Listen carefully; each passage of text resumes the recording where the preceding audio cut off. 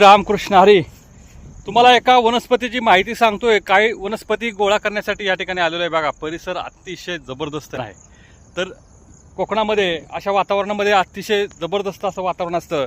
हे जी काही वनस्पती मी तुम्हाला दाखवतोय, या वनस्पतीचे लोकांना संधिवात, गुडघेदुखी, कंबरदुखी, मानदुखी, पाठदुखी याच्यामुळे बरेच लोक वैतागलेले असतात, त्रासलेले असतात. काय करावं काय सुचत नाही. अशा लोकांनी वांग, बटाटा, चणाडा हे पूर्णतः बंद करायचे. अशा लोकांनी थंड ज्या वस्तू असतात, थंड वस्तू, थंड पाणी, आईस्क्रीम किंवा थंड किंवा शिळ्या वस्तू असतात, त्या शिळ्या वस्तू सेवन करायच्या नाहीत. ही जी काय वनस्पती आहे, ही वनस्पती मला वाटतं बऱ्याच लोकांना माहीत आहे. ही वनस्पती आहे रुई. आपण पाहू शकता, हे रुईचं पान ज्यांना संधिवात आहे, गुडघेदुखी आहे, कंबरदुखी, मानदुखी, पाठदुखी, त्यांनी काय करायचं, हे रुईचं पान त्याला खोबरेल तेल लावायचं किंवा तीळ तेल लावायचं आणि तव्यावरती गरम करायचं आणि शेकवायचं.